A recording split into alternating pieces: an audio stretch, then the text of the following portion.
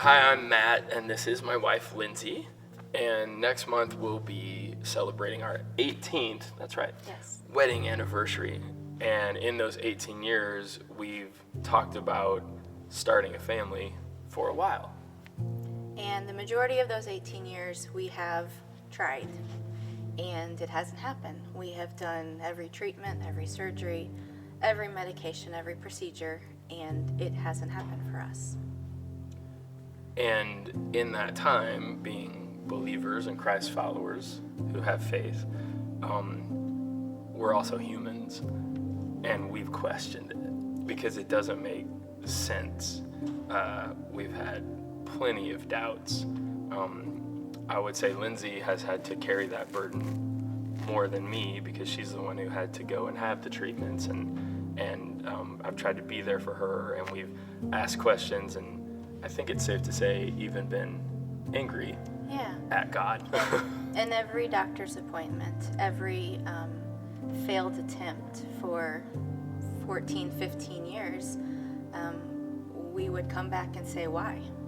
Why us? What did we do wrong in our lives? Where did we fail? And it became a very lonely place for us. It became a very sad place. We would go have treatments, and the very next day it wouldn't work, and then I would just go into a deep hole of darkness and sadness and a very lonely place that eventually started hurting our marriage because we were processing it very, very different, as a man and a woman would process it different. We tried everything that was out there, and there's nothing wrong. There's no reason why we don't have kiddos. It hasn't happened. One thing that we were told was I was on the road and gone too much, and so we weren't the type of couple that they looked for adopting. And when we found out we weren't fit for adoption, a few years later we had a chance to, from a friend of a friend of a friend, adopt a little kid, a baby really, who was not born yet, from a young girl. And we had talked about that, and we were going to set things up with that family and everything. And over the weekend, they terminated the baby. That was dark for me. Yeah, it was very dark. It's when you keep trying and you keep looking for things and you keep thinking, here's an answer, and then that happens.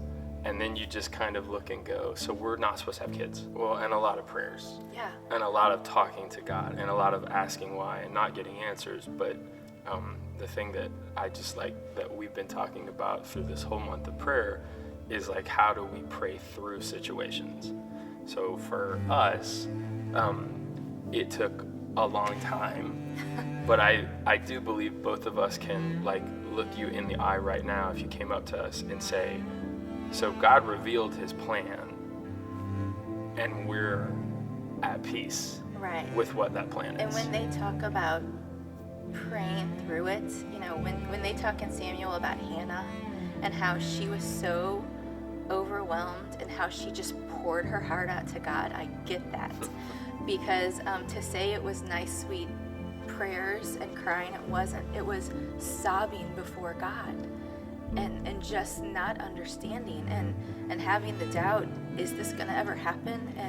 And we had the most amazing people that would come up to us and say, it's going to happen. I'm praying for you. And then it didn't. And just to go through that every single month, time and time again. But in two people who work in the fields that we work in, it's kind of ironic. So Lindsay's in children's ministry, and I'm now in youth ministry. And so in saying that we came to terms with God's plan, we both feel, this isn't like we wrote this out, this is what we've talked about. We feel that for us, God's plan was for us not to have kids. And I know that even sounds like, what are you talking about? We didn't come at that year 1 or even year 10. That took a while to get to that time. place. But the piece that came through praying and talking to God was, this is when I cry, was there are kids that don't have a family. And so we have been allowed to step in the gap and not replace a parent. That's not our goal ever. But to sometimes be a dad. And sometimes to be able to step up when a parent's having a tough time. Yeah. When a parent just needs somebody else there to love their kid when it's hard for them. Yeah.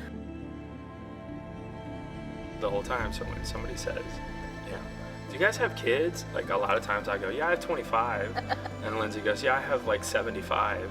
And again, it's never to try to take the place of a parent, but like we love on them like they're our kids. So even though it still doesn't totally make sense, and we still have questions and we still have doubts, God has a way of answering those without giving us this statement answer of just going like, this is my plan and this is my plan for you. And we came to terms with that through a lot of prayer.